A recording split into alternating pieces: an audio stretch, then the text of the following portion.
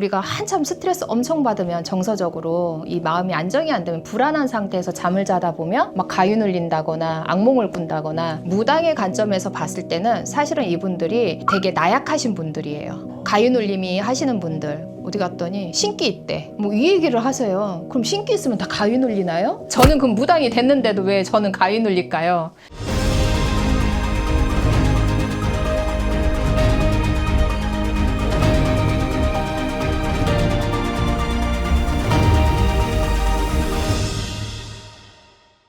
안녕하세요. 인생의 초록불을 켜는 곳 디렉터 바움제 희윤입니다.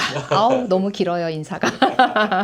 네, 오늘은 불면증과 가위 눌림에 대해서 알아보려고 하는데요. 네. 주변 사람들 중에서도 이런 현상을 겪고 있는 분들이 너무나도 많더라고요. 그쵸. 우리 선생님께서 정확한 정보를 전달해 주시면 좋을 것 같다는 생각이 이 주제를 들고 왔고, 네. 밤마다 악몽 꾸고 가위 눌리는 분들, 네네. 단순한 심리적인 문제일까요? 아니면 진짜 영적으로 간접적인 영향을 받는 걸까요? 저는 정말 반반이라고 생각해요. 정말 반반, 5대5. 이 심리학적 또 정신분석학적으로 보면 이분들은 뇌로 연관을 져서, 이거는 뇌에서 이런 학습이 돼서 가위를 눌리는 거라고 뇌 과학적인 설명을 하시는 분들도 계시고, 또 제가 봤을 때는 스트레스 받아서 우리가 한참 스트레스 엄청 받으면 정서적으로 이 마음이 안정이 안 되면 불안한 상태에서 잠을 자다 보면 막 가위 눌린다거나 악몽을 꾼다거나 그런 경우가 있거든요. 그리고 또 두 번째는 무당의 관점에서 봤을 때는 사실은 이분들이 영적으로 보면은 되게 나약하신 분들이에요. 가위 눌림이 하시는 분들. 근데 이분들 어디 가면은 그런 얘기 많이 한대.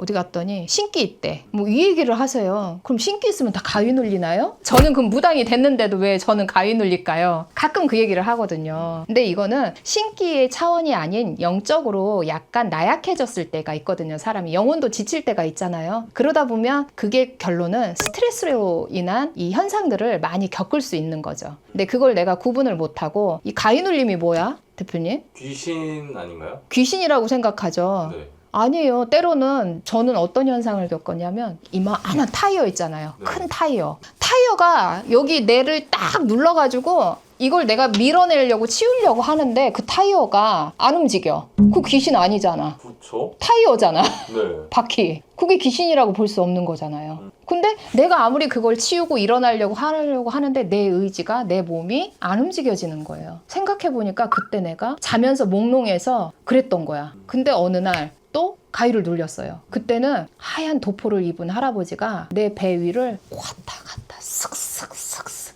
내 배 위를 계속 도포자랑 날려가면서 막 휘날리는 거야. 그거는 뭐예요? 영적으로 귀신 아니에요? 귀신이죠. 네. 근데 그 할아버지가 누굴까? 저는 무당이에요. 그죠. 근데 그 할아버지가 도포자락을 날리면서 막 휘날려. 아, 나에게 어떤 할아버지가 움직이기 시작했는데 내가 그분을 알아채지 못해서, 직감하지 못해서 나한테 신호를 주는구나.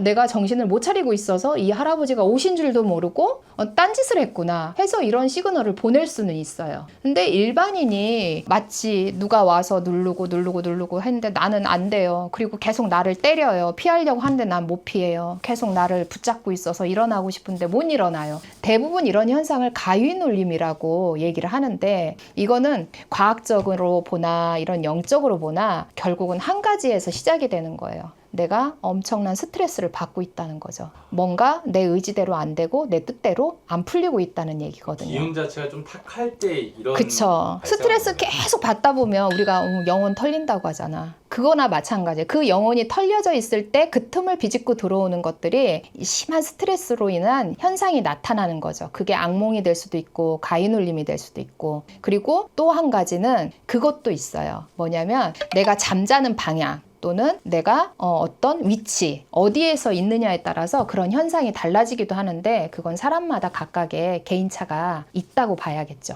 그래서 우리가 수면 상태가 되면 진짜 무방비 상태가 되는 거잖아요. 네네. 그럼 수면 시간 동안 우리 영혼은 좀 어떻게 에너지를 충전하게 되는지도 알 수 있을까요? 수면 상태에 영혼이 어디가 있을까?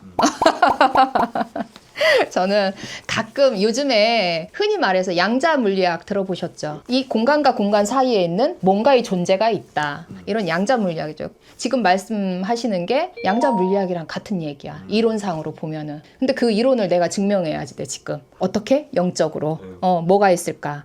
그거는 내가 마음이 불안해서도 있고, 내가 쉬고 싶은데 내 몸은 쉬지 못해서 그럴 때가 있어요. 영혼은 너무 쉬고 싶은데 계속 일을 하고 있는 거야. 그럼 쉬라고 사인을 보냈는데도 계속 일을 하고 있어요. 그래서 저는 한번 어떤 현상이 있었냐면 쓰러진 적이 있었어요. 그냥 산 타다가. 근데 일어나 보니까 그냥 그 자리야. 아무도 발견을 못했어, 나를. 왜? 허공산을 혼자 갔으니까. 거기 아무도 없는 데거든요. 그때 제가 느낀 게 뭐였냐면은, 내 영혼이 내가 잠든 사이에 나를 못 찾아왔나? 만약에 못 찾아왔으면 나는 누군가가 발견됐거나 없었거나 이럴 수 있지만, 내가 내 영혼이 나를 알아보고 잠시 잠깐 쉬다 온 거야. 어느 산에서. 근데 내 육체는 내 영혼을 맞이하려면은 내가 이 영혼에 허기가 없고 안정이 되고 편안해야지 내 영혼이 갔다가 들어요. 우리 가끔 영혼 가출했다고 하잖아요. 진짜 그게 근거 없는 말이 아니에요. 그러니까 잠시 내가 수면을 하는 동안, 왜 우리 그래서 잠이 보약이다 옛날 어른들이 그러시잖아요. 잠만 잘 자도 회춘하고 잠만 잘 자도 뭐 되고 이 얘기가 괜히 있는 말이 아니었어요. 잠자면서 우리의 영혼도 쉼을 갖거든요. 그 쉼표를 줘야 되는데 하염없이 이걸 쪼개고 쓰시는 분들에 보면 영혼의 허기가 커짐으로 인해서 나중에는 왜 가끔 우리가 자면서 이 죽음을 맞이하시는 분들도 있잖아요. 그런 분들이 영혼이 육체로 돌아오지 못해서 그런 경우가 있어요. 근데 이거를 어떤 현상으로 영적으로 설명해라 하면 사실 저는 잘 이 부분을 왜 설명해야 되는지, 뭐 때문에 설명해야 되는지 듣는 분들로 하여금 이게 말이 돼라고 생각할 수 있겠지만, 영혼도 지치기 때문에 이 쉼은 우리가 수면할 때 가장 그 쉼이에요. 내가 즐거운 걸 할 때 영혼도 쉼이고, 근데 나는 쉬지 않고 있는데 영혼이 혼자는 쉴 수 없다는 거. 우리가 왜 육체 이탈하고 막 영혼이 분리되고 막 있잖아요. 근데 가끔 이 영혼의 성장이 필요할 때가 있거든요. 근데 영혼이 성장하지 못하면 어른인데 아기 같은 어른이 있고, 또 아기인데 어른 같은 아기가 있어요. 그거는 영혼이 과도하게 성장을 빨리 한 거고, 그런 분들이 가끔 계시거든요. 그런 분들을 보면서 영혼은 내가 잠잘 때 영혼이 성장하기도 하고 쉼을 가짐으로 인해서 내가 성장하는 곳 시간이다라는 거를 말씀드리고 싶어요. 선생님, 그래 침실의 탁한 기운을 막고 꿀잠 자게 해주는 어떤 생활 속 영적 정화 팁이 있을까요? 뭐 머리 방향이라든지 조명, 네네. 뭐 이런 팁을 아주 중요하죠. 아주 중요하죠. 가끔 저는 이렇게 연예인들이 나오면 온 방을 새카맣게 해놓고 주무시잖아요. 왜 저럴까 그랬어요, 사실은. 나는 블랙을 싫어하니까. 근데 저도 불면증에 시달리는 사람 중에 하나다 보니까 잘 때 어떤 작은 불빛 하나도 수면에 엄청나게 방해가 되더라고요. 그리고 내가 잠자는 방에 너무 많은 물건들이 너저분하게 있음으로 인해서 내 정신도 정리가 안 되더라고요. 그래서 편하게 잘 수가 없는 거야. 내 주변만큼은 정리가 철저하게 돼야 그게 바로 생활 속 풍수가 아닐까, 저는 그렇게 생각하고 있어요. 그리고 잠자는 방향 중요해요. 근데 그 방향을 집에 따라서 너무 틀려. 내가 어떻게 정할 수 없는 집이 있잖아요. 창문이 동쪽에 있고 침대를 어쩔 수 없이 여기다가 놔할 수밖에 없는 상황인데, 그럼 어떡해? 반대로 자? 거꾸로 자? 뭐 어떻게 자? 이런 분들이 가끔 계시거든요. 그런 분들한테 제가 가끔 침대 옆에 소금 좀 이렇게 해놔라. 그럼 소금이 정화의 의미가 있고 또 씻어내는 의미가 있기 때문에, 그럼으로 인해서 혼탁한 기운을 조금 정화시킴으로 인해서 내가 또 숙면할 수 있는 그런 방법도 있다라고 말씀을 드려요. 근데 가장 중요한 건 빛이 없어야 돼. 그리고 휴대폰을 최대한 멀리다 갖다 놔야지 돼요. 잠자기 전에 안 보시는 게 좋아요. 저는 휴대폰 보라고 해도 사실 못 봐요. 안 보여서, 노안이 와서.